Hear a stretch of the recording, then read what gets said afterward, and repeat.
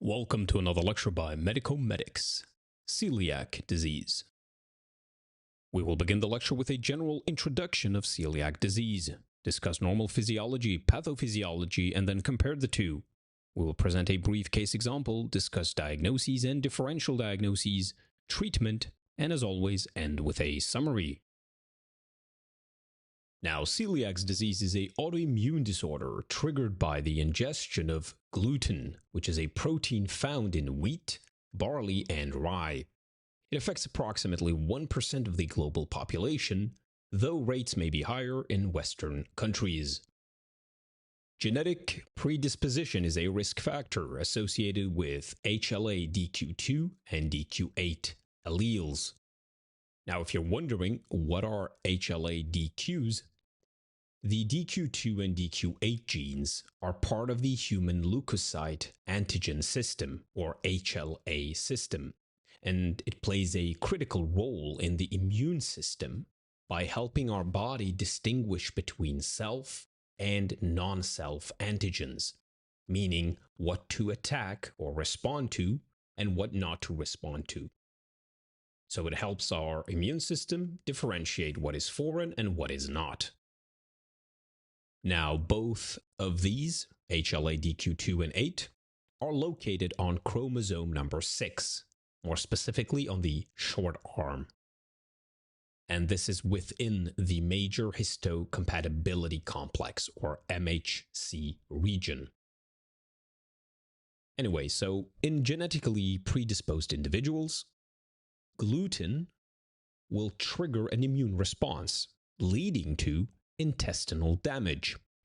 And this causes the symptoms we see like diarrhea, abdominal pain, weight loss, malabsorption, and extraintestinal symptoms like dermatitis herpetiformis or iron deficiency anemia or fatigue. Now, normally, the small intestine is lined with villi. These are tiny finger-like projections that increase surface area for nutrient absorption. What are the functions of the villi? Well, each villus contains enterocytes. These are responsible for absorbing nutrients. Then we have microvilli. So on the surface of these enterocytes, they form the brush border, and these further enhance absorption.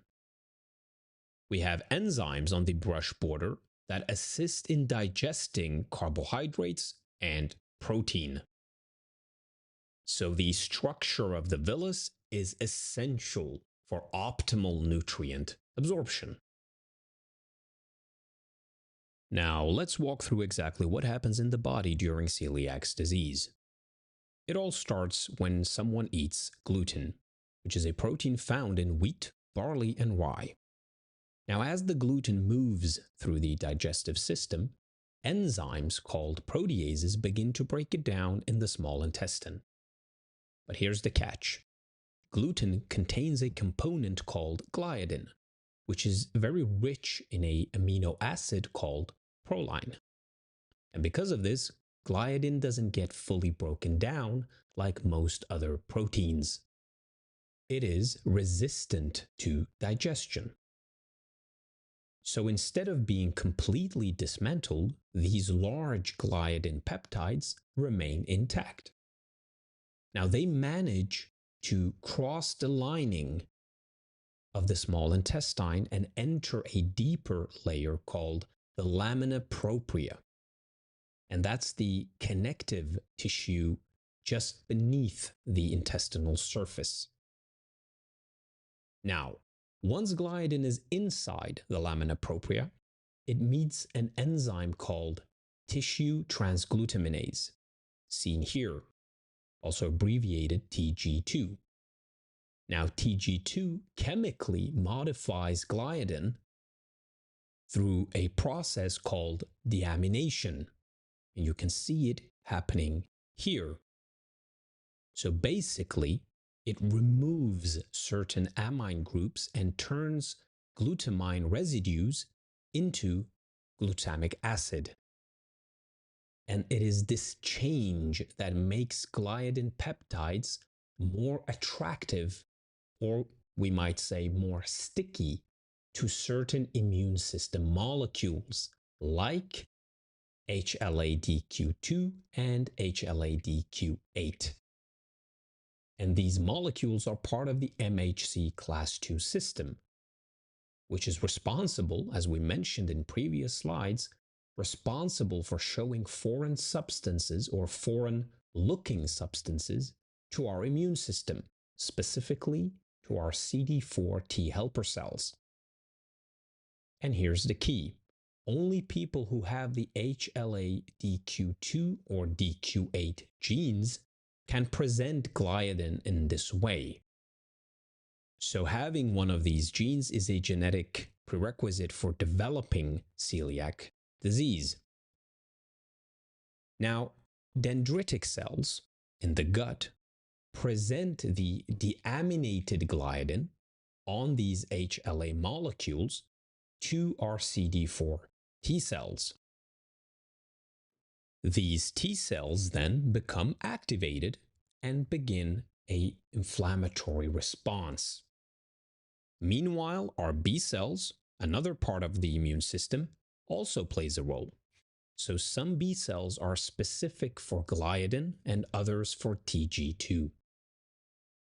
And these B cells can grab the gliadin or gliadin TG2 complexes, present gliadin to the T cell, and with the T cell help, turn into plasma cells that start producing autoantibodies, specifically anti-TG2 and anti-gliadin antibodies. And the now activated T cells release pro-inflammatory cytokines like interferon gamma and interleukin 21. And these cytokines damage the small intestine. So what is the result here? Villus atrophy, meaning the little finger-like projections we talked about that normally absorb nutrients, they become flattened. At the same time,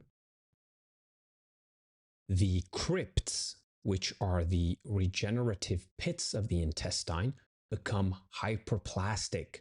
So they enlarge as the body tries to repair the damage. So to summarize, in celiac disease, eating gluten, like from bread or pasta, kicks off a harmful immune reaction in people with certain genetic markers.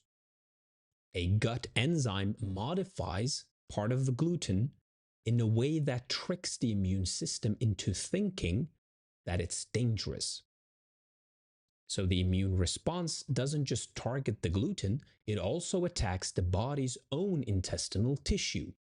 And over time, this chronic inflammation damages the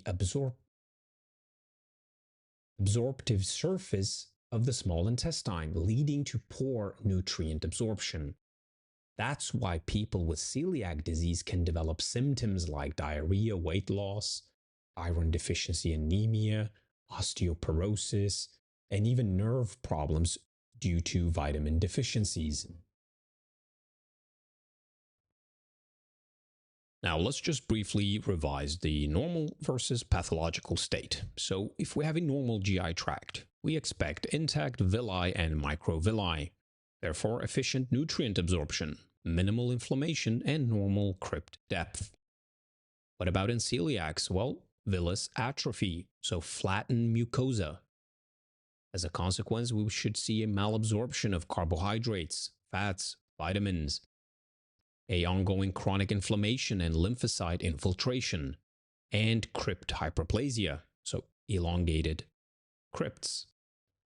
What could be some clinical signs as a consequence of this? Well, if we have villus atrophy, for example, we could see iron deficiency anemia due to poor iron absorption from flattened villi. What about malabsorption of vitamins, for example? Well, We can have fat-soluble vitamin deficiency like vitamin D, leading to osteoporosis because damaged villi can't properly absorb dietary fats and fat-soluble vitamins.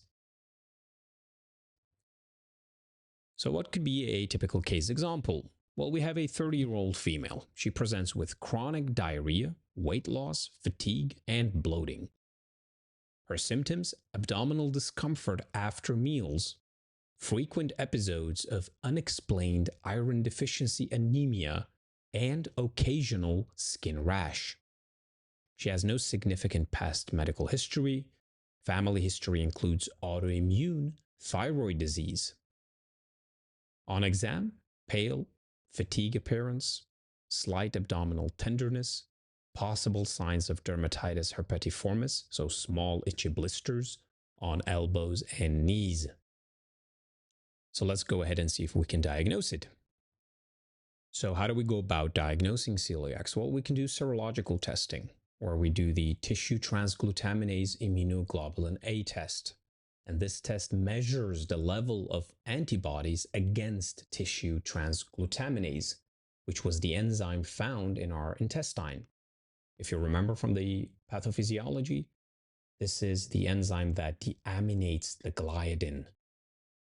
Now, this test is highly sensitive and specific and positive in most cases. We can also do an EMA, often used to confirm it. A total IgA to rule out that it's not immunoglobulin A deficiency, which can cause a false negative result. Furthermore, genetic testing, so HLA-DQ2 and DQ8. The presence of these alleles would support diagnoses, but absence largely excludes celiacs. Endoscopic biopsy, so a duodenal biopsy, is considered the gold standard. Findings would be villus atrophy, crypt hyperplasia, and intraepithelial lymphocytosis to confirm diagnoses. Some differential diagnoses, so lactose intolerance. Key feature here would be bloating, flatulence, osmotic diarrhea after dairy intake. How does it distinguish from celiacs? Well, typically no weight loss, no malabsorption labs, negative serology, of course, and resolves if you just remove lactose from your diet. What about irritable bowel syndrome? Well, it's abdominal pain relieved by defecation, alternating constipation and diarrhea. Typically no weight loss, normal labs, no mucosal damage, and it's typically stress-related. What about inflammatory bowel disease, IBD, especially, for example, Crohn's? Well, here you would see chronic diarrhea, abdominal pain, weight loss, may have perianal disease. We would see a positive result on inflammatory markers, so elevated CRP, ESR, segmental skip lesions, very indicative of Crohn's, granulomas on biopsy. So while most of them indeed involve the abdominal region, in serology and lab results, they do differentiate quite a lot, and also the source of intake. So by removing lactose, it should go away. So moving then to treatment. Well, first and foremost, a gluten-free diet. So a complete and lifelong exclusion of gluten. If we see signs of anemia due to iron deficiency, we can provide supplements for that. We could also add vitamin D, calcium, or B vitamins if deficiencies are present. And then we have corticosteroids, but it's very rare. However, in severe cases, to reduce the inflammation, prednisone, for example, could be indicated. So in summary then, celiac disease is an autoimmune disorder triggered by gluten, leading to intestinal damage in genetically predisposed individuals. So it starts when we ingest gluten. We get an autoimmune response leading to chronic inflammation, resulting in atrophy and crypt hyperplasia. Diagnosis is made via initial serologic tests, so tissue transglutaminase immunoglobulin A or EMA, with confirmatory biopsy showing characteristic changes. Treatment: lifelong gluten-free diet as primary therapy, supplementation to correct for deficiencies, and in rare severe cases, corticosteroids. And that's the end of the lecture. Hope you found it insightful. Please share, like, and subscribe for more weekly videos.